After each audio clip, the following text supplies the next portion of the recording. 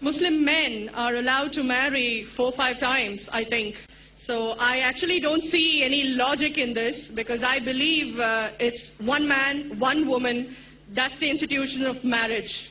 So please clarify. Thank you.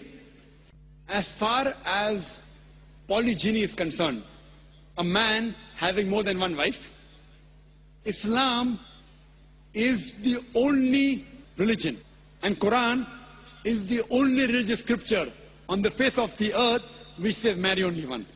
There is no religious scripture besides the Quran. I'm a student of comparative religion, which says marry only one. There is no verse in the Bible, no verse in the Bhagavad Gita, no verse in the Veda which says marry only one except the Quran. If you read the Hindu scriptures in Ramayana, the father of Sri Ram, how many wives did he have? How many wives? More than one? More than one. 3 wives. Fine. Shri Krishna, according to Mahabharata, how many wives he had? Unlimited. Not unlimited. You don't know your scripture well. No. Did he have 4 wives? No. I have no idea. Not 4, not 100, not 1,000, 16,108 wives. How many wives he had? 16,108. So why can't we Muslims have 4? What's the problem? When Shri Krishna can have 16,108 wives, why can't we have 4? Further, if you read the Vishnu Purana, chapter number 24, verse number 1, it says a Brahmin can have up to 4 wives. If you read the Jewish scriptures, it gives you permission to have as many wives as you wish. If you read the Christian Bible, it gives you permission to have as many wives as you wish. If you read the Bible, Abraham had 3 wives. Solomon, how many wives he had? He had 700 wives. It is later on, the church has put a ban that Christians should marry only one, not the Bible. It is the Jewish community married more than one wife. It was in 1950 that chief rabbi passed a synod that Jews should marry only one. So it is the rabbi, not the Jewish scriptures. And according to Hindu scriptures, you can marry as many as you wish. It is the Indian government in 1954 passed a law called the Hindu Special Marriage Act. Hindu Special Marriage Act, which says Hindus should marry only one. It is not the religious scripture. It is not Bhagavad Gita. It is not Ramayana. It is not Mahabharata. It is not Veda. It is the Indian Penal Code. Now, let's analyze what does the Quran say. Quran says in Surah Nisa chapter 4 verse number 3, marry women of your choice in 2s, 3s or 4s.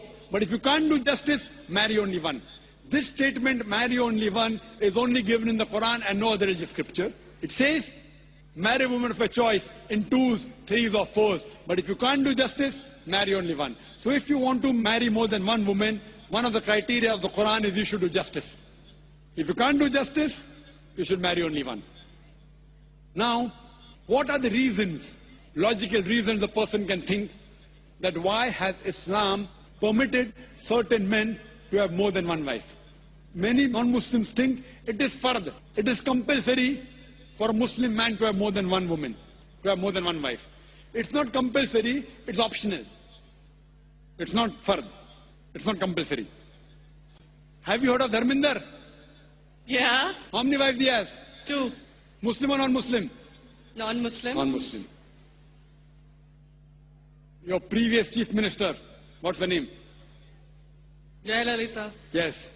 Hindu or Muslim? Hindu or Muslim? Hindu. Hindu, fine. Now these are famous personalities. Fine. How many famous personalities you know in India who have got more than one wife? Now let us understand what are the logical reasons. Come back to logic now. Now, by nature, if you ask any medical doctor, he will tell you, male and female are born in equal proportion. Girls and boys are born in equal proportion. But any medical doctor, any pediatrician, any children doctor will tell you that the female sex, the female child is stronger than the male child. That's the reason there are more deaths in the male children as compared to female children. So in children's age itself, the female children are much more than the male children. As life goes on, there are people dying due to accidents, due to alcoholism, due to war. There are more males dying as compared to females. Today, if you analyze in the world, there are more females in the world as compared to males. There are few third world countries like India where the male population is more than the female population. And do you know why? The reason is because of female feticide and female infanticide. According to an article, a program which came on BBC by the name Let Her Die, the program was assignment. There was a British reporter by the name of Emily Buchanan. She comes to India and she says that every year in India, more than 1 million fetuses are being aborted after they identified that they are females. She says more than 3,000 every day. You multiply, more than 1 million every year. According to the Tamil Nadu government hospital report, she gives the statistics, out of 10 female born alive, do you know how many are put to death? 4. Sister, did you know that? Tamil Nadu, your state, your beloved state, according to the government statistics, out of 10 females born alive in the government hospital, 4 are put to death. There are billboards put in Rajasthan and here, which says that spend 500 rupees and save 500,000 rupees. You know what does it indicate? Spend 500 rupees, do ultrasonography, do amniocentesis, identify the child you're carrying is a female, abort her, and save 5 lakh rupees, 500,000 rupees.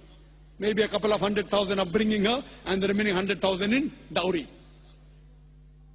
If you stop this evil practice in India, our beloved country, stop the female infanticide, stop the female feticide. Even in India, the population of female will be more than the male population.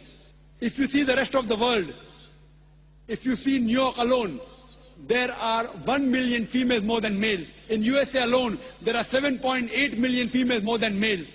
In UK alone, there are 4 million females more than males. In Germany alone, there are 5 million females more than males. In Russia alone, there are 9 million females more than males. And God alone knows how many millions of females are more than males throughout the world.